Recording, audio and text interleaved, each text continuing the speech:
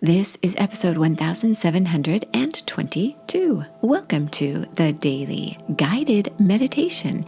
How are you doing? I'm Mary Meckley, and I'm honored you are here getting ready to do one of the best things you could possibly do for yourself, and that is to meditate. In today's episode, you are going to discover a meditation technique to allow your true, authentic self to shine forth.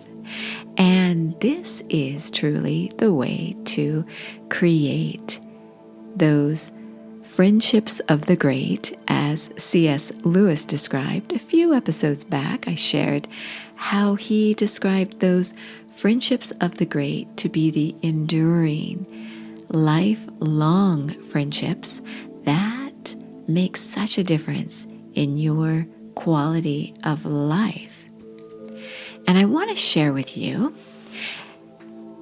a message I received from a fellow meditator who listens here to the podcast, and he reached out wanting to know if I could share some insight on what to do if you have trouble making friends, maintaining the friendship, and cultivating friendships in general. And I thought this was such a great question because as I did some research, I discovered how lonely and isolated we have become. And so in this episode, you will discover how to best connect with people who you have something in common with, and then how to keep a friendship going based on a mutual interest, and then how to cultivate more friendships. So when you think about how to go about finding good friends, or just simply finding a friend, most of the research suggested working on yourself first. And that doesn't necessarily mean improving yourself, suddenly becoming this new, better person, because who you are is just fine. If you just hone your skills a little bit by becoming aware of your best qualities, the qualities you have within you already that others would appreciate. This might seem obvious, but actually, it's so common to conceal your best qualities because you may feel as though you might be rejected. And so you might reveal more of your superficial qualities. If you could connect with someone around a shared interest or passion, then you're much more likely to become authentically and naturally engaged with others around this passion. And they're more likely to become authentically engaged with you. You might be on the shy side, and so that might inhibit you reaching out of your comfort zone to meet someone new. So your shared passion can pull you out of your shell. And there is research from the University of Kansas that reveals how long it takes to make a friend. This is a report published in the Journal of Social and Personal Relationships, and Associate Professor of Communication Studies Jeffrey Hall found it takes roughly 50 hours of time together to move from mere acquaintance to casual friend, 90 hours to go from that stage to simple friend status, and more than 200 hours before you can consider someone your close friend. And this can include time spent hanging out, joking around, playing video games. Hours spent working together don't count as much, Hall's study found. So you have to be connecting on something that you're passionate about and excited about, not something that you feel kind of placed together to accomplish a certain task. So this is actually an article from the University of Kansas, and it's written by Rick Hellman. So when you reach out to others with a shared passion or interest, you're naturally going to be spending 90 or 50 or 200 hours together over time will allow a friendship to blossom. And you will have had so many enjoyable hours together. So this is a valuable way to make a friend, to maintain the friendship, and to continue to cultivate friendships by focusing on your passion. And you can do this. In fact, there are some friendship apps out there, just a few of the many. One of them is called Bumble BFF.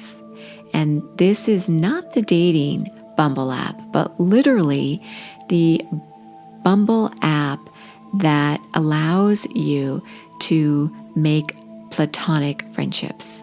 So you can start the conversation about something you're passionate about and see how many friends you make.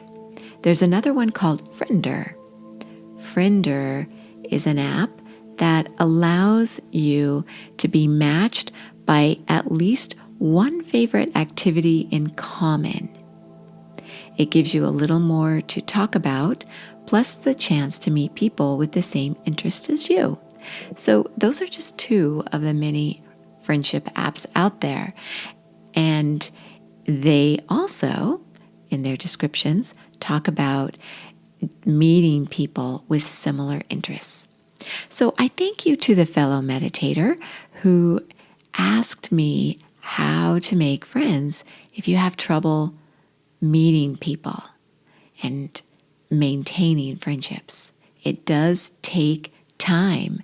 So allow yourself to commit to doing something you love while you share this mutual passion with your new friends. So, as you get ready to settle yourself down today to do your meditation technique, this is going to be a technique where you focus on your sixth chakra. And this is a chakra where you release your ego. That means your attachments or your likes, your dislikes, those things that can create a layer of separation between you and those you meet. And it also involves connecting to your essence, your true essence, the divine within you. So when you spend a little time thinking about your best qualities. And then you put it into action by living out those qualities. You will find that others become drawn to you like a magnet, and you thrive in your friendship quest. So, as always, the full guided meditations are on my Sip and Om meditation app. You can meditate up to 30 minutes every day with a fresh guided full meditation. And you can try it for 2 weeks, absolutely free access to over 1,700 guided meditations. You also get a journal. It's a friendship journal for this week. The journals are always customized with a weekly theme in mind.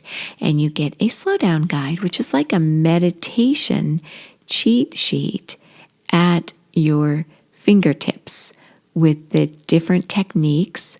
I share a new one every day that you can do as you meditate.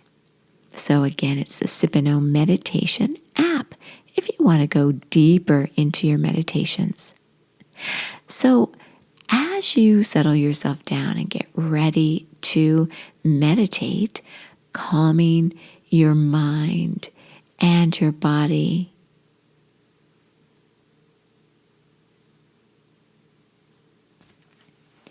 and focus on some attachments you may have, some wants or desires or pride or feeling self-doubt. Those egocentric qualities that may hold you back from making the friends who will be excited to know you. Just take a few moments reflecting on what is holding you back from expressing who you are, being your authentic self.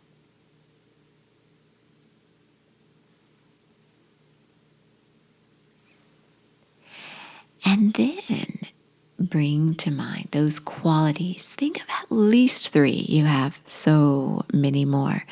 But think of at least 3 qualities that you could cultivate within yourself that would allow you to connect with others who would appreciate these qualities within you. Meditate, allowing yourself to immerse yourself into stillness. And if your mind wanders, bring it back to focusing your breath until your body becomes calm again. So, what are your best qualities your friends will love getting to know? You are so worth slowing down for.